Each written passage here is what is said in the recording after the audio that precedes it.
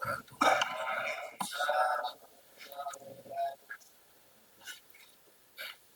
Alhamdulillahilladzi amarna bi an na'mala shalihat. Asyhadu an la ilaha illallah syahadatan tunjiqu ilaha al-muhalikat. Wa asyhadu anna Muhammadan abduhu wa rasuluhu sayyidus sadat. Wa sallallahu wa sallamu alaihi wa ala alihi wa ashabihi khairil ibad amma ba'd. Tulasal qarama wa sulama.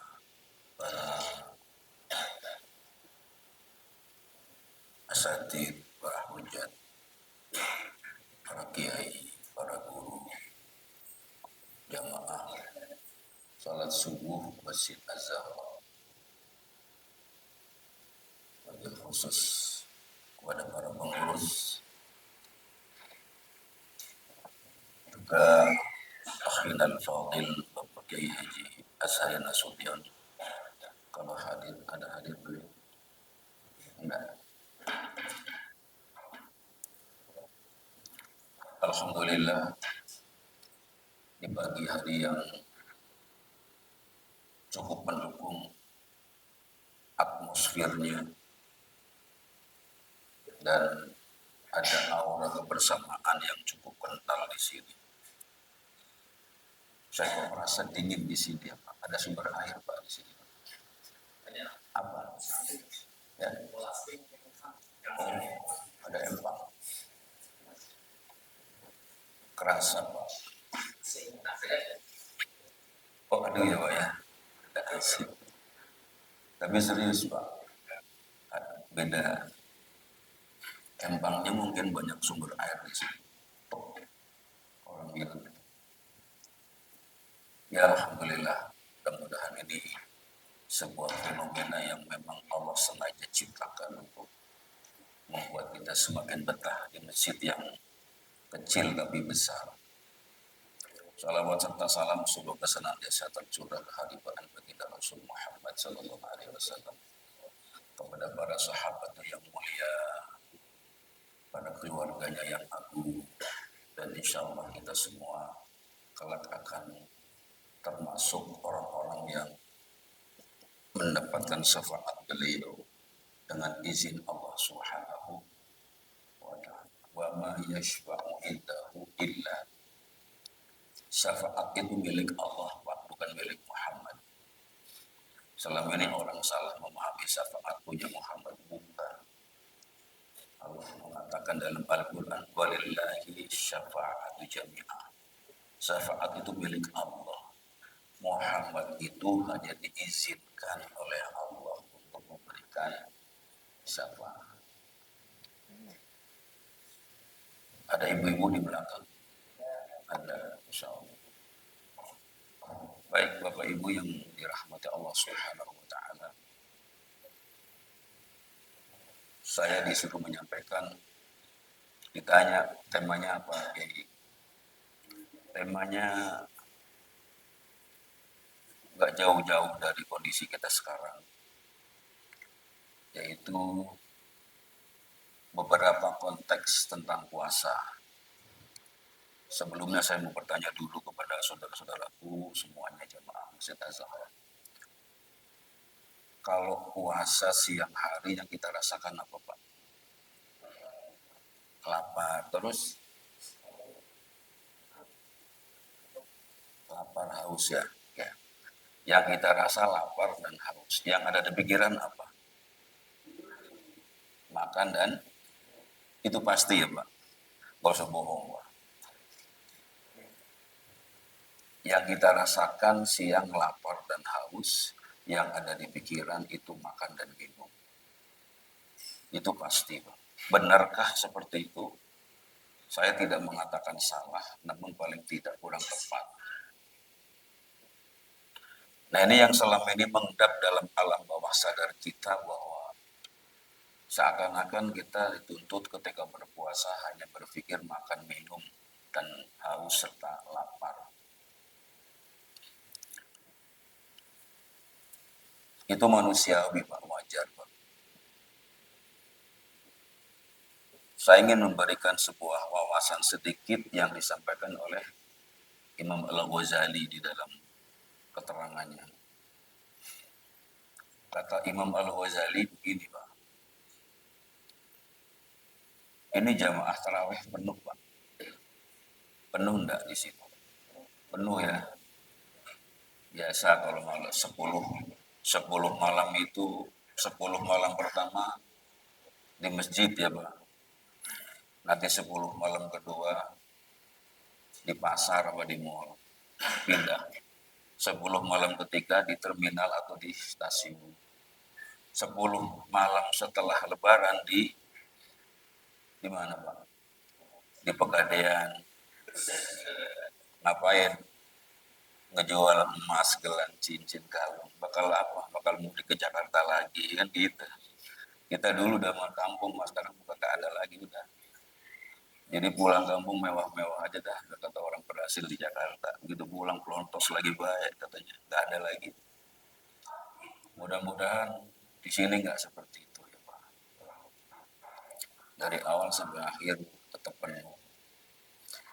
Imam Al-Ghazali bilang gini, kalau kamu berpuasa, ngomongin puasa, jangan hanya ngomongin makan, minum, lapar, haus, jangan. Kalau seperti itu, puasa kamu nggak ada bobot kualitinya di hadapan Allah. Nanti kita hanya memperoleh pahala secara syariat, Pak. Kalau kita berpikir hanya makan, minum, haus, lapar, kita cuma mendapatkan pahala secara syariat, tidak mendapatkan pahala secara hakikat, Pak. Padahal yang membuat kita menjadi orang bertakwa itu pahala secara hakikat, Pak. Ini jarang dipikir oleh manusia. Makanya tidak jarang orang berpuasa dari umur 60 tahun, diambil balik 10 tahun, 50 tahun setiap tahun puasa, ya tetap gitu-gitu aja, Pak. Gak ada merasakan kedekatan dengan Allah Subhanahu wa Ta'ala. Intinya itu, Pak. Kenapa? Selama ini kita mengejar sah secara syariat, mendapatkan pahala secara syariat. Sholat pun begitu, Pak. Sholat itu sekedar menggugurkan kewajiban, yang penting sah, mendapat pahala. Tidak pernah berpikir bagaimana sholat itu mendapatkan pahala secara hakikat. Karena apa?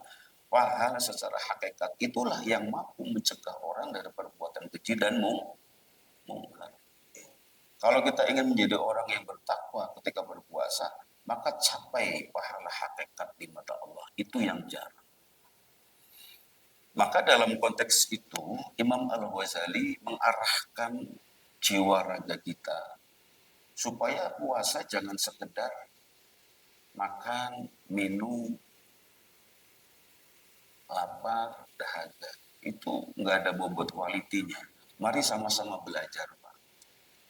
Kata Imam Al-Ghazali. Pertama, Pak, puasa itu konteksnya apa?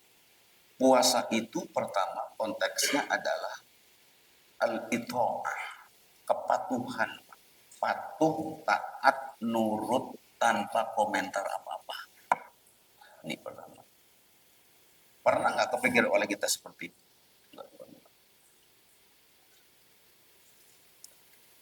Taat, patuh, nurut, sendiko dalem, kata orang Jawa. Yes, sir.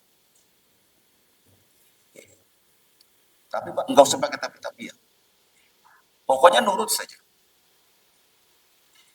Segala manfaatnya puasa, segala kebaikan puasa, hikmahnya puasa, itu nanti di belakang. Setelah konteks kepatuhan. Tidak boleh dibalik begini. Pak, puasa kan menyehatkan. Kalau saya sudah sehat, apa harus puasa? Tetap harus puasa. Karena konteksnya kepatuhan. Pak, puasa itu kan mencegah hawa nafsu. Saya nggak pernah tergoda oleh hawa nafsu. Harus puasa, Pak. Tetap harus puasa. Karena apa? Konteks pertama adalah kepatuhan. Sama seperti sholat, Pak. Segala perintah syariat Allah itu konteks pertama adalah kepatuhan. Aqimis sholata lidzikri, dirikan sholat untuk mengingatku. Pak, anytime saya ingat Allah, Pak, apakah saya harus sholat? Tetap harus sholat. Karena apa? Kepatuhan. Pak, sholat itu mencegah daripada perbuatan keji dan mungkar. Saya nggak pernah melakukan keji dan mungkar, Pak. Apakah saya harus sholat? Tetap harus sholat. Karena Pak, konteks pertama adalah kepatuhan. Diperhatikan penting. Sekalipun puasa membuat kita lapar, membuat kita haus, membuat kita melilit perut, sakit di tiang hari, haus nggak ketulungan, tetap harus berpuasa. Kenapa? Konteksnya, you patuh apa enggak dengan perintahku. Maka Bapak Ibu, kalau kita mau lihat perintah puasa ini agak aneh kalimatnya. Al-Baqarah 183. Ya ayyuhalladzina amanu. Wahai orang-orang yang beriman. Ada sekelompok sahabat datang kepada Nabi. Dia mengatakan, qalu amanna. Ya Muhammad, kami beriman. Muhammad itu ngerti. Bukan tukang ramal ya Pak. Ini orang kayaknya nggak pantas nih ngomong beriman nih. Makanya bal qulu aslam. Lu belum pantas deh ngomong beriman. Kayaknya lebih pas lu ngomong saya baru Islam. Kenapa? Walamma yadkhulul iman fi qulubihim. Karena apa? Iman sehakikatnya belum masuk ke dalam jiwa-jiwa mereka, para sahabat. Bal qulu aslam. Kamu ngomong aja berislam, jangan beriman deh. Artinya apa di sini? Iman lebih tinggi daripada Islam. Orang beriman pasti Islam. Islam belum tentu beriman. Maka dari itu puasa hitopnya yang dituju adalah orang-orang yang beriman. Bapak-bapak, apakah ibu-ibu juga beriman? Wallahu a'lam, saya tidak tahu. Bisa merasakan imannya benar atau tidak, nanti kita evaluasi sama-sama. Setelah konteks puasa saya jelaskan. Setelah beriman apa? Kutiba, ini aneh Pak kalimatnya. Dalam banyak kalimat, kata kutiba itu dari kata kataba. Kataba itu artinya menulis Pak. Yang mendominasi dalam Quran dan teks-teks Arab, kataba itu menulis. Kemudian dibikin majhul, bentuk kutiba. Harusnya ditulis. Tapi Allah menggunakan kata kutiba yang diartikan dalam terjemahan itu diwajibkan. Kan aneh, Pak. Di mana hubungannya? Nah ini dia. Farodo. Kalau sholat fardu artinya sholat apa, Pak? Sholat wajib ya. Makanya farodo itu wajib. Kalau kataba itu menulis, Pak. Wajaba itu wajib. Sholat fardu. Harusnya kalau sesuai teks bahasa Arab itu bukan kutiba alaikumusiyam, paling tidak furido alaikumusiyam atau wujiba alaikumusiyam. Tapi Allah mengambil kalimat kutiba. Bagaimana caranya mengartikan ini? Begini Pak. Dari segi instruksi saja, instruksi perintah Pak. Saya punya teman, nun sewu maaf. Bapak siapa namanya Pak? Siapa Pak? Guntur. Oke.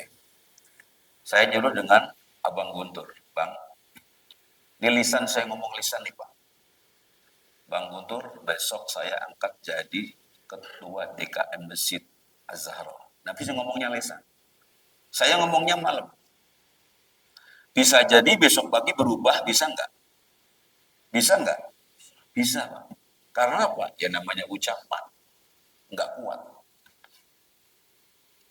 Tapi kalau saya bilang, Bang Guntur, ini ada kop surat, ada stempel, tanda tangan, memorandum.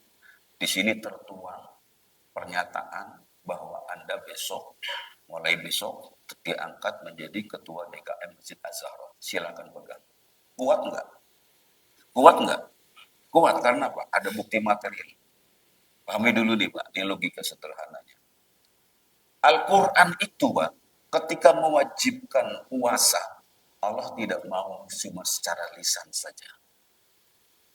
Maka Allah ingin agar kewajiban puasa itu dikenang sepanjang masa, tertulis di dalam Al-Quran. Maka kalimatnya menggunakan kutiba, ditulis. Ini menunjukkan bahwa perintah puasa itu jauh lebih tinggi dibandingkan perintah-perintah syariat yang lain. Ini bukti pertama. Kedua, saya tanya ke ibu-ibu, ada ya.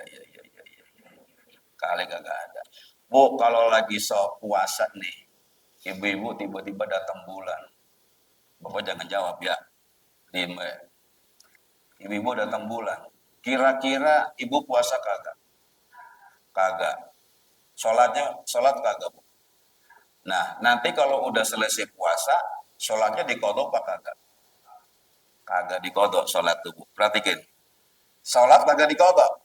Tapi puasanya dikodok nggak? Tuh, berarti puasa lebih tinggi dari sholat. Itu bukti kedua. Makanya puasa menempati tempat khusus di mata Allah. Sampai Allah mengatakan dalam hadis qudsi, wa ana ajzibi.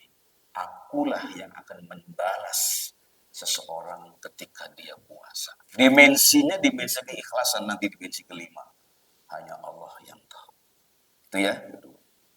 Maka kalimatnya pertama, karena puasa ini kuat kedudukannya dalam pensyariatan pelaksanaannya, maka konteks pertama puasa itu adalah ketaatan. Patuh saja. Sudahlah, gak macam ngomong.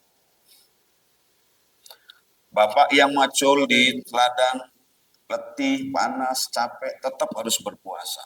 Kecuali ada syarat-syarat khusus, boleh orang tidak berpuasa secara syariat.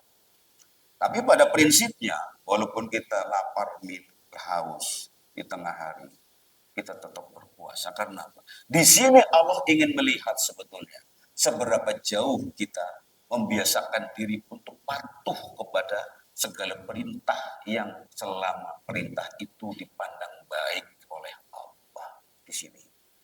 Sekaligus kita mengoreksi kalau begitu selama ini saya sudah menjadi orang yang patuh atau belum. Maka di dalam bahasa Al-Quran, waqalu sami'na wa ata'na. Kami mendengar dan kami taati. Itu saja dulu. Ya Pak ya, ini konteks pertama. Mudah-mudahan setelah kita, paling tidak setelah kita bahas sama-sama di sini, kita akan tahu, oke lah. Secara substantif kita kesampingkan dulu, tapi karena Allah menghendaki bahwa saya harus patuh 100% tanpa komentar apa-apa, tanpa ada komplain, pokoknya patuh saja sama Allah. Itu saja. Jadi konteks puasa pertama adalah kepatuhan. Paham? Yang kedua sekarang. Yang kedua konteksnya adalah pelatihan. Pelatihan menyapih nafsu. Seperti soft cost 1 bulan. Jangan sampai soft cost tinggal soft cost. Seminar tinggal seminar. Tapi kita harus berpikir hasilnya. Memang pada awalnya kita melatih hawa nafsu. Jangan sampai tidak ada hasilnya. Berhasil atau tidak puasa kita, saya tidak tahu. Kalian yang tahu, Bapak-bapak. Kita harus berpikir ke depan. Makanya di dalam bulan Ramadan itu, Pak, kita harus punya target-target spiritual. Target-target spiritual. Umpamanya, Pak, selama Ramadan, saya akan menghatamkan Quran setiap sholat 5 waktu 1 juz. Berarti sehari 5 juz. Boleh, tidak apa-apa. Pak, selama Ramadan saya buka WA setelah taraweh. Boleh, Pak. Pak, selama Ramadan saya akan memposting yang akhirat-akhirat terus, Pak. Yang dunia-dunia enggak, silahkan. Harus ada target-target spiritual supaya apa? Puasa kita itu nanti kembalinya apa? Goalnya adalah fit, kembali kepada fitrah. Jangan sampai kita capek-capek tidak ada hasilnya sama sekali. Jadi harus latihan terus. Ini konteks puasa kedua. Ya. Konteks puasa yang ketiga adalah pengorbanan, persembahan. Persembahkanlah rasa hausmu untuk Allah. Persembahkanlah rasa laparmu untuk Allah. Dan persembahkanlah rasa letih, lesu, lelahmu di bulan Ramadan untuk Allah. Maka di dalam sholat kan ada inna sholati wa nusuki wa mahyaya wa mamati lillahi rabbil itu, Pak. Jadi jangan berpikir, Pak, alhamdulillah, Pak, selama Ramadan saya dapat diet gratis. Jangan begitu. Memang badan turun, Pak, tapi jangan karena itu saya puasa jadi badan saya turun dapat diet gratis, nggak bayar. Yang persembahkan untuk Allah segala lelahmu, lapar dan dahaga serta hausmu untuk Allah. Kalau dipersembahkan untuk Allah itu nggak mungkin kita sembarangan, Pak. Kalau ibadah kita persembahkan untuk Allah, pasti kita akan mencapai sesuatu yang maksimal dan baik. Nah, orang kita lebaran datang ke rumah mertua aja, bawanya nggak cuma rengginang sama kue ketapang, Pak. Udah tahu mertuanya giginya ompong, bawanya kue ketapang. Kan mangkel itu, Pak, mertua. Kesel. Ini untuk mertua loh, Pak. Untuk dosen kita dulu kalau pembimbing kita, itu kita bawain kue macam-macam, bawain amplop, betul enggak? Kita persembahkan untuk Allah itu jangan asal-asalan, Pak. Harus betul dengan iman dan wahtisaban. Ini yang membuat kita ghufirallahu ma taqaddama min dambi, akan diampuni dosanya oleh Allah Subhanahu wa taala. Kita puasa persembahkan untuk Allah, bukan untuk tujuan yang lain. Selama ini kita seperti itu apa tidak? Ya mau silakan. Introspeksi diri. Perhatikan. Itu konteks puasa yang keberapa? Ketiga. Jadi bicara soal puasa itu, kita mesti konteksnya dilihat. Ya, pertama adalah kepatuhan, ketiga adalah pelatihan, kedua pelatihan, ketiga adalah pengorbanan atau persembahan. Yang ketiga, keempat, konteksnya adalah penyucian diri atau tazkiyatun nafas. Jadikan momen Ramadan ini untuk mengembalikan martabat harkat kemanusiaan kita di mata Allah Subhanahu wa taala. Kenapa demikian? Bapak Ibu yang dirahmati Allah, dulu sebelum ada bapak-bapak kayak begini nih, sebelum ada saya, para arwah, ruh-ruh kita itu, Pak, dikumpulkan di hadapan Allah seperti ini. Ada perjanjian primordial, Pak, antara para ruh dengan Allah Subhanahu wa taala. Di dalam surat Al-A'raf dikatakan, setelah para arwah kumpul, belum sekarang nih ada yang pakai baju hitam, baju merah, bukan, belum ada tuh. Setelah para arwah kumpul, Allah bilang, alastu bi rabbikum. Para arwah, bukankah aku ini Tuhan kamu? Pertanyaannya bukan apakah, bukankah, Pak. Beda. Kalau apakah jawabannya iya dan tidak. Tapi kalau bukankah jawabannya apa? Jawabannya apa? Benar atau bukan. Saya tanya. Saya punya tim sepak bola. Yuk, kita bahas rame-rame. Teknik bagaimana cara mengegolkan bola yang cepat, bagus. Begini. Udah paham semuanya? Paham, Pak. Nah, kalau udah begini, bukankah kita akan menjadi pemenang? Tentu. Begitu kan jawabannya. Bukan ya atau tidak. Ketika Allah mengatakan kepada para arwah, kalimatnya alastu birabbikum. Makanya Alaihissallahu biahkamil, bukankah Allah itu hakim yang paling adil? Bukan apakah? Artinya apa? Ketika Allah dulu mengatakan kepada para arwah, sesungguhnya arwah tahu bahwa Allah itu Tuhannya. Paham ya? Tapi pada saat itu Allah ingin sekali lagi supaya para arwah itu tidak salah arah ketika nanti hidup di alam dunia. Paham itu?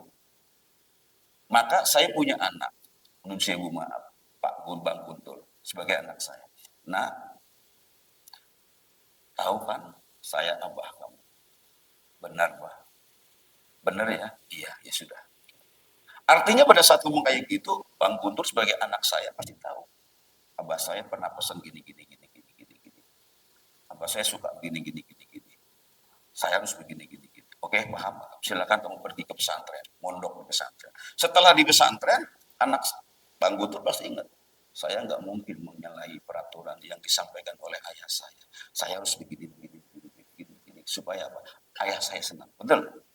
Ini dipegang oleh para arwah. Alastu bi rabbikum? Qalu bala syahidina. Benar ya Allah, Engkau adalah Tuhan kami. Jadi semacam apa ya? Dikukuhkan. Ya sudah, kalau kamu tahu bahwa aku Tuhan kamu, ingat satu. Pelajaran yang kedua adalah pada saat Allah berbicara kepada para arwah, posisi arwah itu dekat dengan Allah. Kenapa dekat? Karena pada saat itu arwah belum terkontaminasi oleh dosa-dosa. Maka antara Allah dengan arwah itu dekat sekali. Alastu birabbikum. Kalau kum itu orang kedua jamak. Assalamualaikum. Berarti orang yang di depan saya. Kalau jauh, assalamualaikum. Assalamualaika. Kamu satu orang. Pada saat itu para arwah dekat dengan Allah, maka Allah mengatakan alastu birabbikum, dijawab sekali lagi, qalu bala syahidina. Benar ya Allah, Engkau adalah Tuhan kami. Oke, setelah itu kemudian wanafakhtu fihi birruhi. Aku tiupkan para ruh itu ke dalam jasad janin ibu. Janin. Setelah dalam kondisi hamil seorang perempuan, maka lahirlah manusia ke muka bumi. Melalui proses yang begitu rumit dan sebagainya, dari kecil, remaja, beranjak dewasa, disitulah mulai bergesekan dengan atmosfer dan energi-energi negatif, maka timbul dosa, timbul kesalahan, timbul mungkarat, timbul maksiat, mulai arwah dan para roh kita terkontaminasi dengan dosa-dosa. Sudah tidak lagi murni lagi. Oleh karena itu Allah menurunkan Ramadan, hakikatnya, konteksnya adalah bentuk kasih sayang Allah kepada manusia, agar manusia menjadikan Ramadan sebagai momen untuk apa? Mengembalikan harkat dan martabat dirinya sebelum dirinya pulang kepada Allah dalam kondisi suci seperti pada saat waktu diproklamirkan di depan mereka bahwa mereka adalah ruh-ruh yang suci. Paham?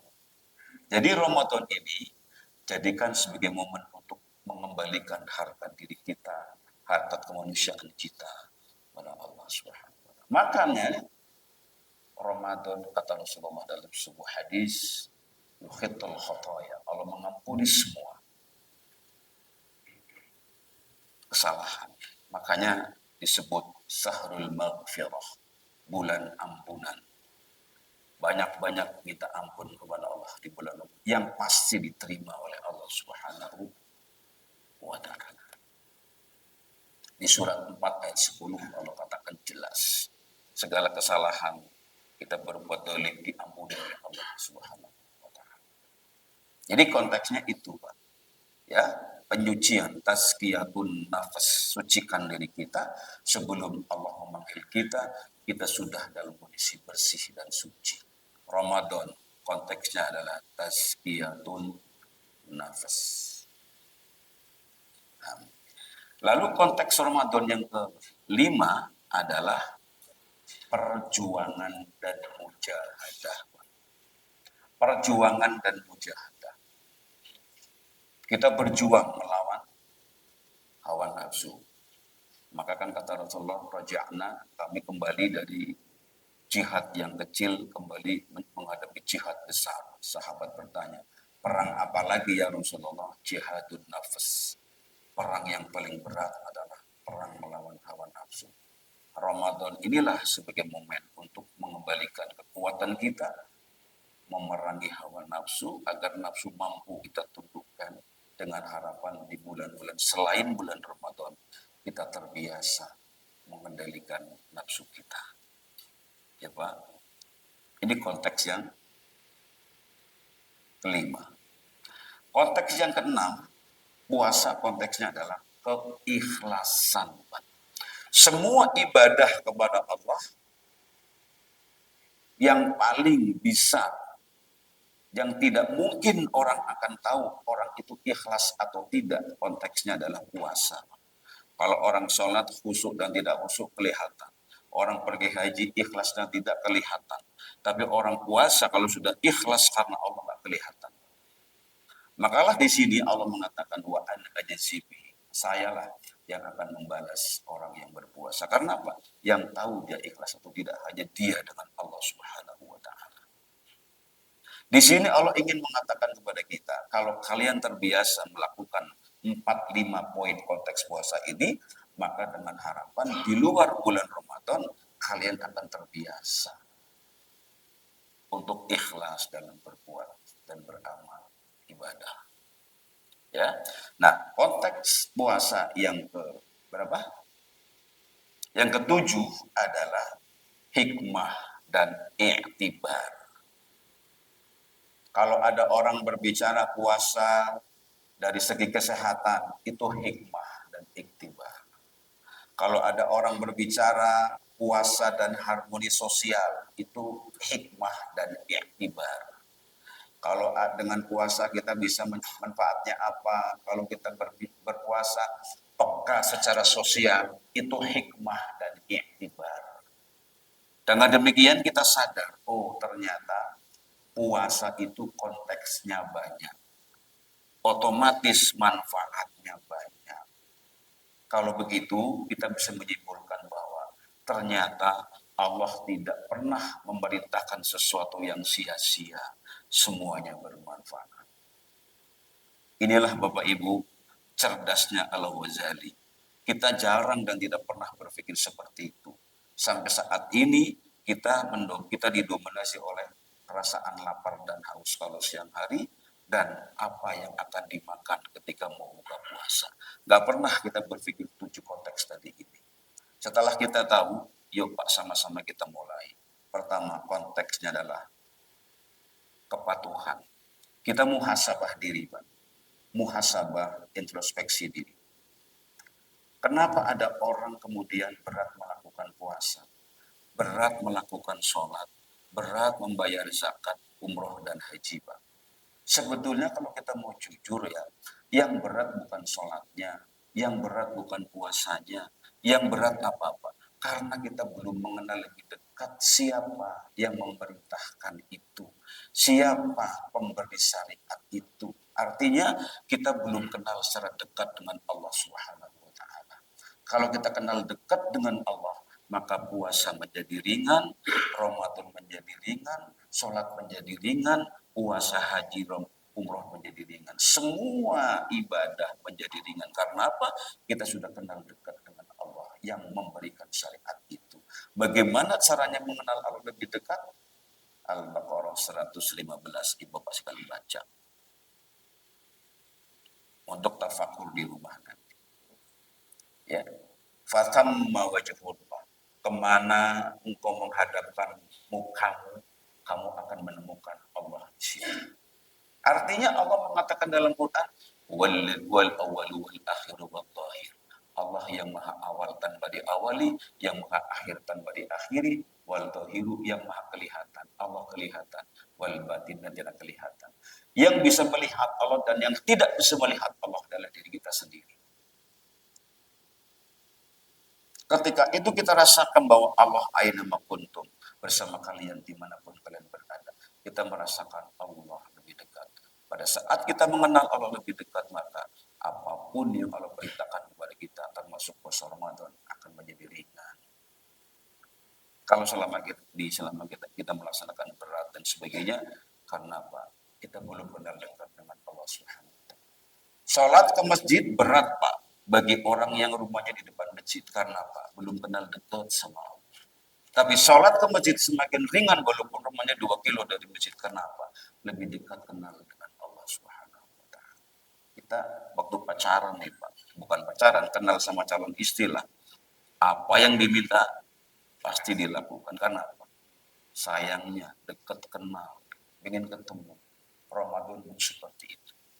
Bapak Ibu yang rahmat Allah Subhanahu wa Ta'ala, sekali lagi jadikan Ramadan sebagai momentum untuk mengembalikan kita lebih dekat dengan Allah Subhanahu wa Ta'ala. Dengan demikian, pasca Ramadan, setelah bulan Ramadan selesai, kita menjadi hamba-hamba Allah yang siap melaksanakan 7 konteks puasa tadi. Akhirnya apa? Kita akan kembali kepada fitrah Idul Fitri. Siap ya? Demikian Bapak Ibu sebagai mukadimah, barangkali ada pertanyaan. Terima kasih. Saya kalau masih tahu siang usah lama-lama, Pak. Ya. Apalagi kalau Ramadan lebih subuh nyelonjor paling enak, Pak. Iya, jujur aja. Nyelonjor sama lainnya lah begitu. Makanya di jalan tadi ngomong lampau katanya, salah. Kembali ke diri kita. Ya, kan kalau kita mesti itu kan subuh kan gitu, nyelender mesti itu ya udah. Silakan Bapak Ibu kalian ada tanya. Jangan lama-lama ya Pak. Jangan yang kemana-mana. Itu aja lah. Biar gampang saya jawabnya.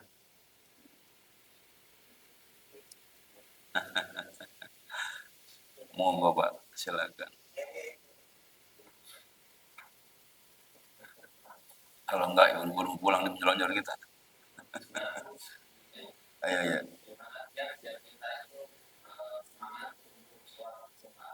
Wah ini penting.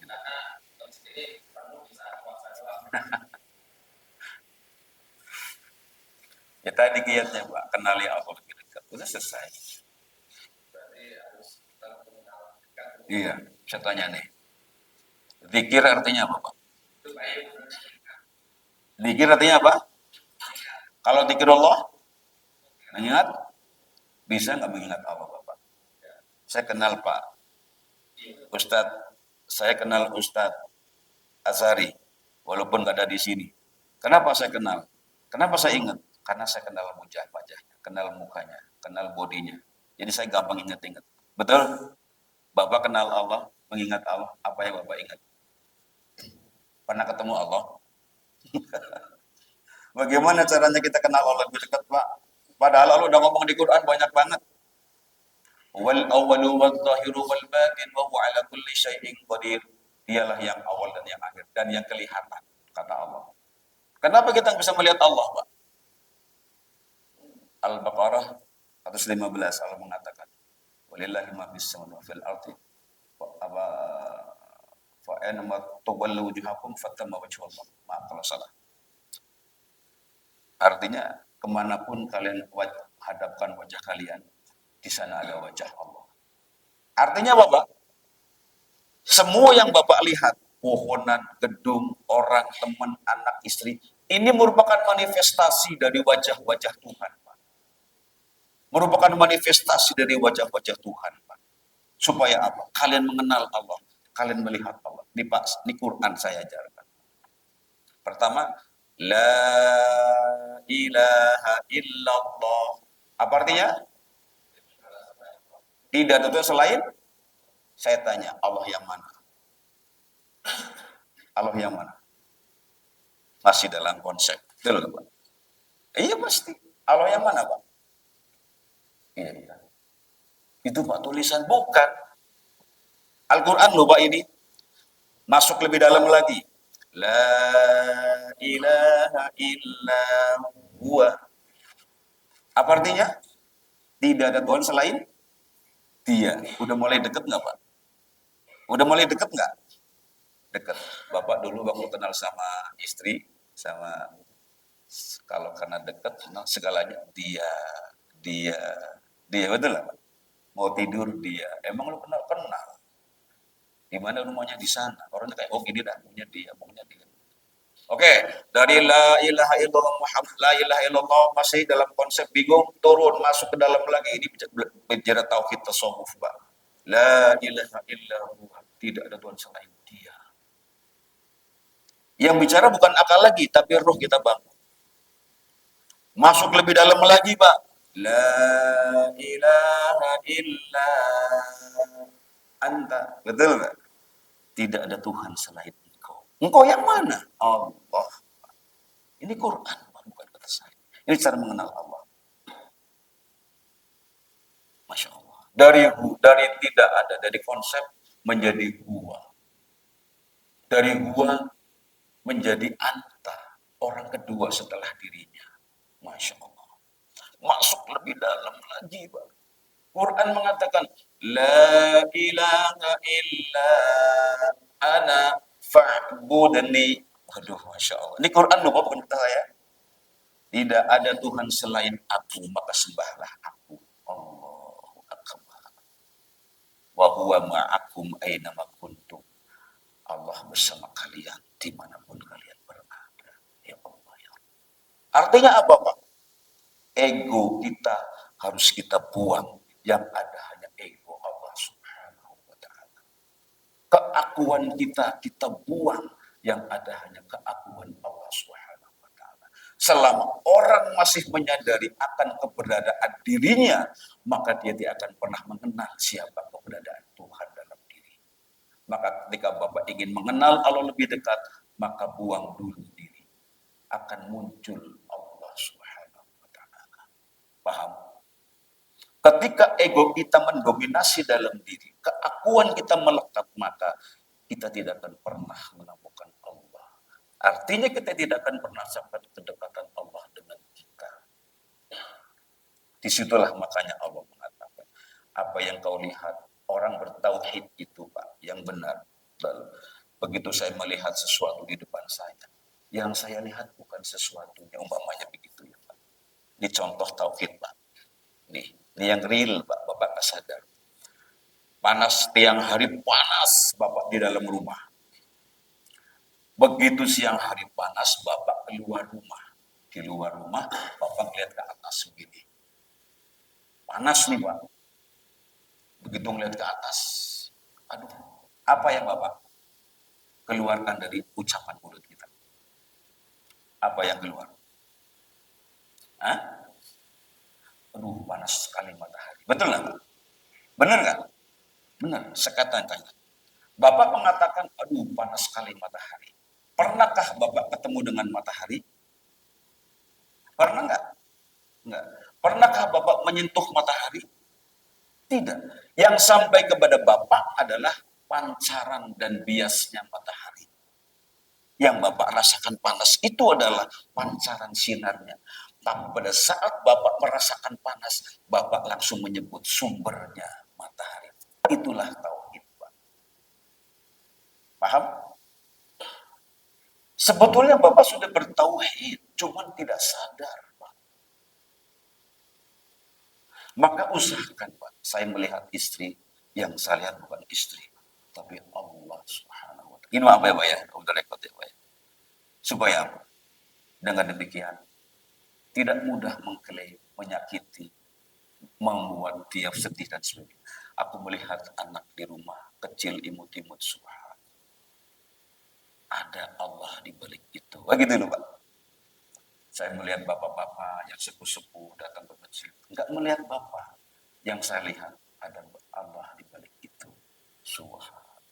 Saya melihat meja di sini. Yang saya lihat ada Allah di balik itu. Sini nggak ada minuman ya, puasa ya, Pak. Kalau ada minuman, saya melihat ada air putih. Yang saya lihat Allah di balik itu. Indahnya kalau ada sirup sama kolak. Kan begitu, Pak.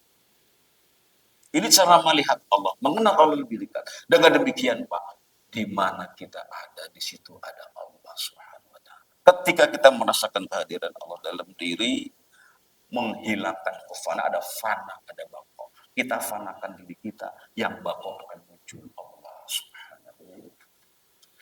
Ketika di rumah ada pembantu, jangan dilihat itu pembantu, Pak. Di sana ada manifestasi Allah Subhanahu. Dengan cara pandang seperti itu, kita tidak akan pernah menyakiti dan membuat dia menderita. Karena apa? itu bukan pembantu, itu bukan istri, itu bukan anak. Hakikatnya adalah wa huwa ma'akum aina kuntum. Allah bersama mereka dan bersama kita dimanapun mereka berada. Cara berpikir seperti ini akan membuat kita menjadi sadar betul bahwa Allah dekat dengan kita. Baru kita merasakan bahwa kalau mengenal Allah, segala apa yang Allah perintahkan kepada kita merasa enteng dan ringan. Wih, Pak Ustadz sudah begitu ya? Belum Pak, saya belum seperti itu. Saya juga lagi belajar. Yuk sama-sama belajar.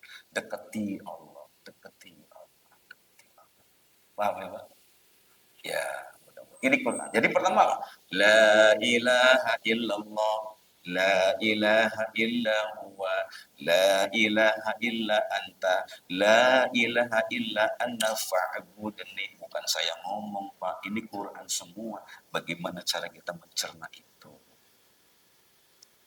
Pak, Syekh Siti Jenar itu gimana? Syekh Siti Jenar itu Pak mengatakan tidak ada Tuhan selain aku, benar. Karena Pak, yang ngomong itu bukan egonya si Jenar Pak, yang ngomong egonya Allah Pak. Bukan Jenarnya yang ngomong, yang Jenarnya ngomong itu manusia. Kalau yang ngomong Jenarnya dosa, musyrik, kita nggak boleh. Yang ngomong itu egonya Allah. Ketika egonya Jenar sudah tidak ada lagi, yang ada hanya Allah Subhanahu wa taala. Pokoknya ketika kita masih ada kemelekatan ego dan kondisi kita mengaku kita diri ada, maka kita tidak akan pernah bisa merasakan Allah dengan kita dekat sekali.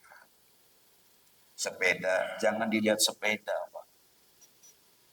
Semua yang kita lihat, yang kita saksikan merupakan manifestasi dari wajah-wajah Tuhan agar kita bisa mengenal dirinya lebih dekat. Bapak baca lagi surat Hud ayat 119, Pak. Kapan-kapan saya akan jelaskan. Itu jelas. Baik, ada lagi? Nggak usah lama-lama, Pak. Biar ada waktu untuk istirahat. Ya, bangun nanti jam 9, sholat duha, menjelang zuhur, baca Quran, ke masjid lagi. Gitu. Ini apalannya Pak, konteks puasa ada 7. Pertama konteksnya adalah kedua adalah pela, ketiga pengor, keempat penyu, kelima pengor, keenam ketujuh adalah hikmah dan iktibar.